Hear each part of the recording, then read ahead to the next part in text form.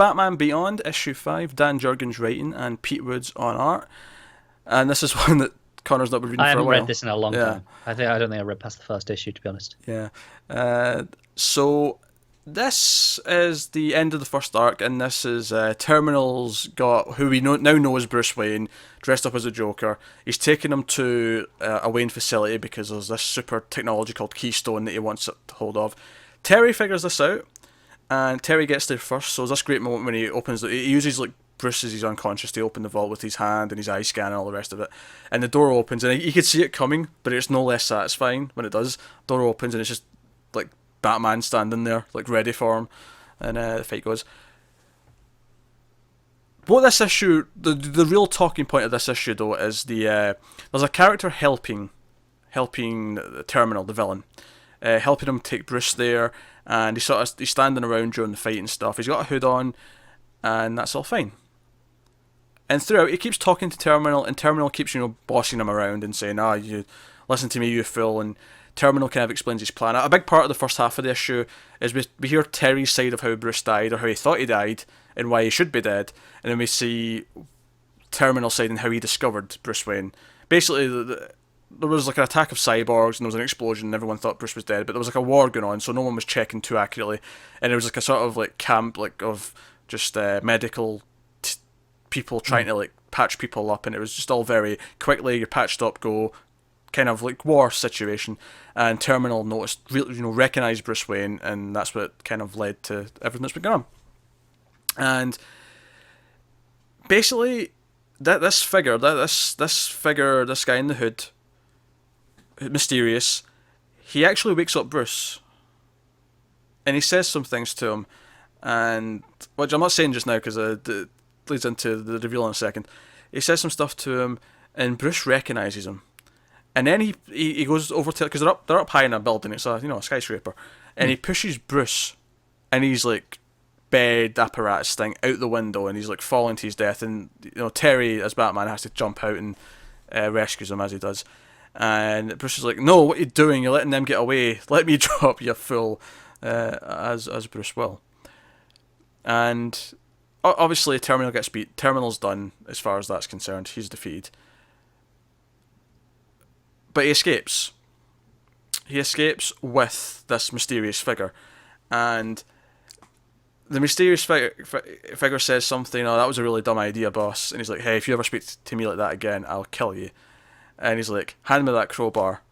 Hooded figure picks up the crowbar and beats Terminal to absolute bloody death. And says, "How dare you use my name?" And in the last page, it's the real Joker. There's an old guy.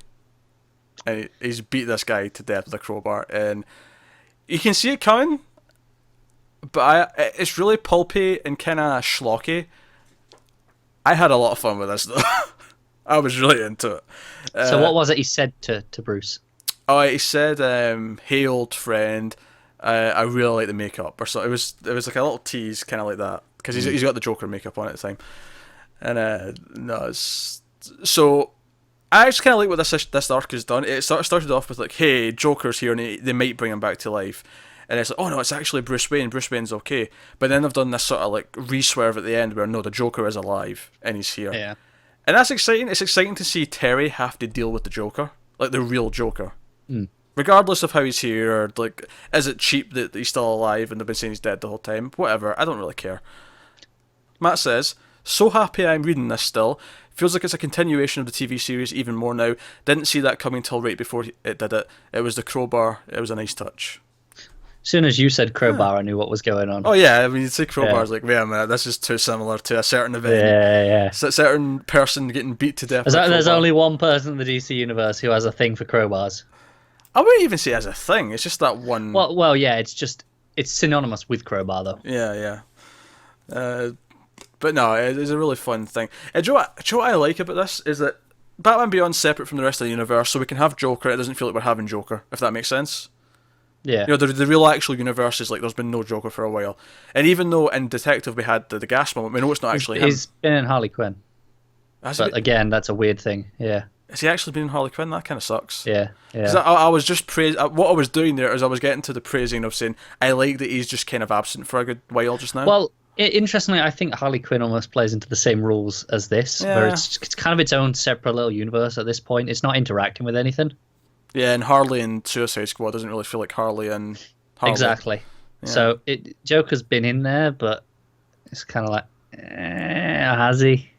Well, I'm not reading that anyway, so all the same, I like that he's just complete. Like, his presence is still an everlasting kind of like They're burden. saving him for the Three Jokers Yeah. thing, aren't they? The burden on their heads. Yeah, that makes sense. Which is probably going to be the event in the summer, I imagine. Yeah, it's a fun issue. Some cool stuff. Not a lot of the supporting cast in this one. You see Terry's brother and his friend briefly for a second, but it's mostly him going after Terminal and the Joker thing. That big revelation and the build to that is the main crux of the issue. But it's a super fun ending. It feels really pulpy, and it does feel different to everything else. I will say, like, if I was going to have to start cutting stuff, it would maybe be this just because it's separate and not connected to everything else. But I have to say, I do enjoy this more than Blue Beetle now. I think Well, it's that's that's the same reason I was saying about I'm kind of cutting like things like Blue Beetle, where I'm enjoying it, but it feels more separate, and I feel like I don't lose as much of the universe if I lose it. Well, it depends how you look at it, because I feel like that it is the universe. It's just it's focused on a very specific part of the universe that doesn't really pop up in the other books. That's what I mean. It doesn't feel like it affects the wider universe as much as some of the other books do. So obviously those core books are the ones I'm going to stick with on a weekly basis much more rigorously. But I'm consistently having a lot of fun with this. So for now, it's very, very safe. That's good. If it goes, it'll purely be just because there's too many books on the week that it's out. But we're not there yet.